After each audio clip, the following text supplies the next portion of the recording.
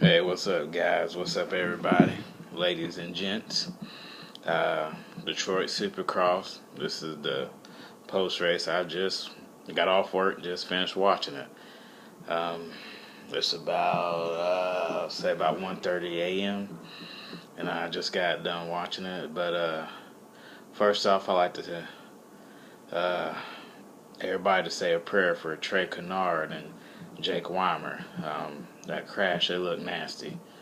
Um, I just like to say a prayer. I mean, I saw that crash, and you know, I paused it. When I saw the crash, I paused it, and I got on my knees and prayed. Like that was nasty. I hope Jake is all right. When he got up, I was just like, my prayers are answered. But that was nasty. So everybody, keep them in your thoughts and prayers. That's first off. My predictions this week was a little off.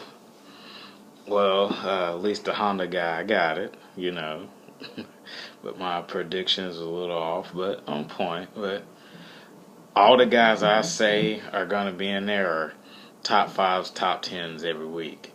I mean, and I just look at how they're riding. I look at practice, how they look in practice. But also, this is years of following these guys through, amateur ranks on up, And plus, like I said before, I got inside ears. And this is also input from inside ears, people kind of in the industry that are in these camps, But all the guys I predict are either winning or top fives or top tens. I mean, but anyway, but at least the Honda guy got it. I really think Cole Seeley was gonna do it. I thought Canard was gonna do it because the track looked like Monster Cup. This was almost like a Monster Cup 2014 little brother, But anyway, also a word I kept hearing tonight is quad. Quad. Oh, did you see him do that? Quad. Quad. And it's like, wow. If Bubba or RV was racing, Ryan Filippoto and James Stewart, they was racing in this 2015 Supercross, Quad have been mentioned in Anaheim 1, like now they're Quad, like they're so happy. Oh, did you see him Quad? It's like, man, Bubba and Ryan Filippoto would have, is I miss those guys, y'all. I mean, everybody miss Ryan Filippoto and Bubba. I mean, I miss them. But they just keep mentioning this word quad, like, did you see Dungy and Tomac do the quad? And the quads don't, I can't do them personally. I'm just a D-class rider. I can't do it personally. But the quads don't look as hard as when Bubba and Filippoto was doing quads. Bubba and Filippoto was doing quads that wasn't meant to be quadded, But yeah, anyway, that's just my 2 cents. Anyway, everything I say is off the record. My 2 cents. My opinions. But also now I like to give props to Milsap and Tomac. These guys really put it down. I mean, Milsap, new bike, new team, and top 5, top 10. I mean, 450 class, premier class. He really put it down. I predicted he would be up there because he did good in Monster Cup, but he really rode today. In that 450 class. I mean, he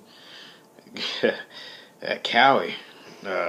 He did fall and got hit, little bump from another rider, but hey, he was still charging. Another guy I like to get props to is Jimmy Dakotas. He's a 250 class rider. Privateer. Read my lips. Privateer. He's paying for this out of his pocket. And he's knocking guys down that are salary. Alright. But yeah, my props to Jimmy Dakotas.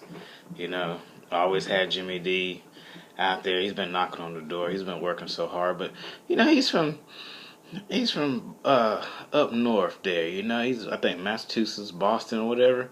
Them guys, they work hard. You know, no stereotypical, but you know, there ain't nothing handed easy to these guys. And when it's time to work, it's time to work. You know, I mean, I always say, you know, that's why East Coast guys do so well, because we work. You know, ain't nothing handed to us. You know, Nick Way was talking about up north riding in the snow.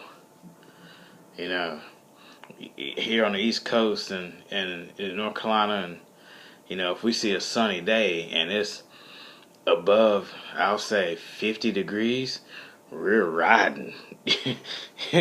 Rain, it don't matter, we're riding. If it's 50 degrees, we're riding. But Jimmy D, I mean, he's no different. He's an East Coast guy. Nick Wade, no different. They East Coast guys. They work. They know how to work. Some of these guys don't know how to work. Some of these guys don't know how to handle adversity. And Jimmy Dakotas and Nick Way is out there handling adversity. So big props up to Jimmy Dakotas and Nick Way. I got your back and I'm riding strong for you. But another question or topic is Martin Davos. He admitted that he's got the Epstein Barr thing going on. Judging by the race, I mean, it showed. I mean, it just wasn't. It's like he didn't have energy for nothing. You know, like you can walk up and just push him over. You know, just he just fall. You know, he didn't have energy for nothing. It was kind of bad to really see it, you know, because he was just, his timing was off over stuff, and that ain't Davos.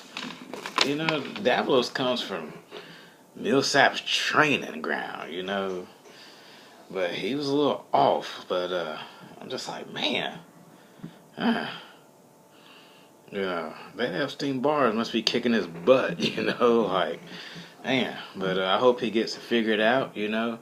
Give him props out for him. He could wussy it out and said, hey, I'm not riding. Hey, y'all already done signed a contract. Y'all paying me, baby. But nah, he's out there riding. He's out there doing it. You always got to applaud somebody that's out there hurt or sick, and they're out there giving it their all. You got to stand behind that guy or that person. Next topic, I want to talk about is, guys, Vicky Golden. Oh, wow. Oh, I'm sorry, guys. I was just fantasizing, but sorry. I mean, what guy wouldn't love Vicky Golden? I mean, you know, I mean, she rides. I mean, she gets it. You know, she gets it. I mean, but anyway, that's another topic. Sorry about that. See what y'all made me do. But anyway, my thing is she's first woman. Get that, first woman to try and qualify for a Supercross. First woman. You know how extraordinary, amazing that is?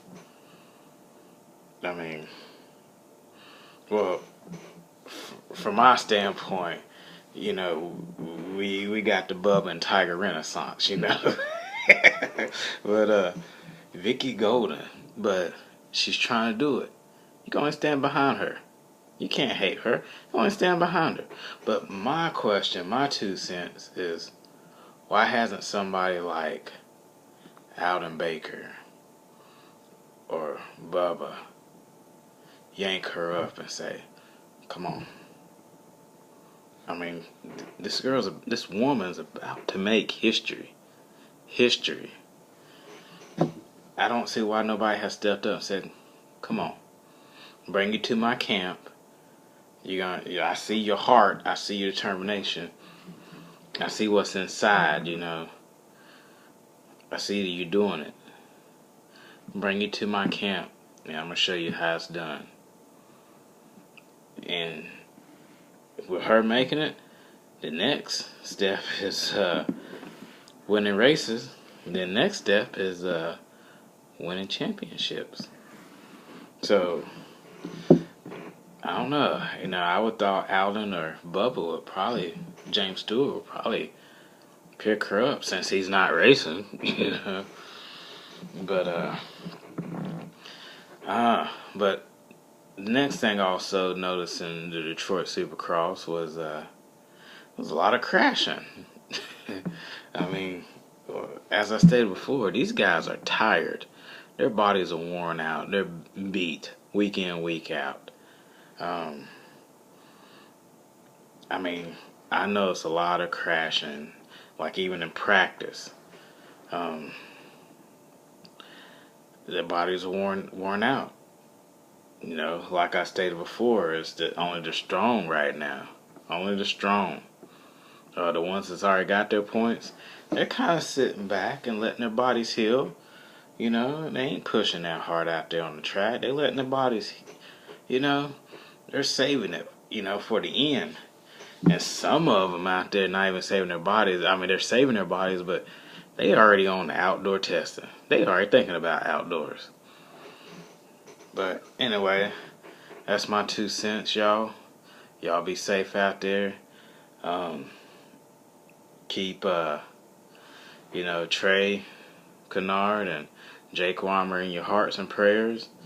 And say a prayer for, just think about, there's a guy named Hooft that he passed away running the Freestone race, the James Stewart Classic Freestone in Texas. I think he was a 250B rider. After the 12 pack, got a little sideways, and from what I heard, he went head first into the finish line jump. But from what I'm hearing, he didn't make it. So y'all just say a prayer for these riders, and riders you don't know.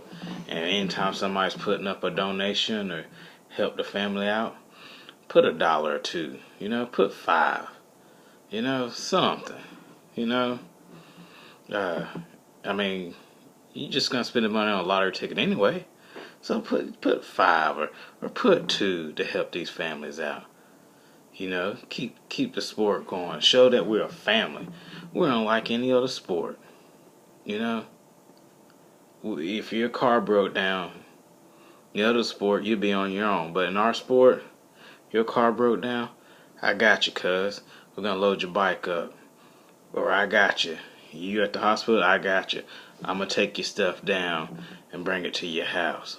Or I'm going to come see you in the hospital. This is the only sport that really do that. That you can be touched and have a connect with a complete stranger. Or, I don't say the only sport, but it's the only sport I know of that the bond is raceless, timeless, moneyless.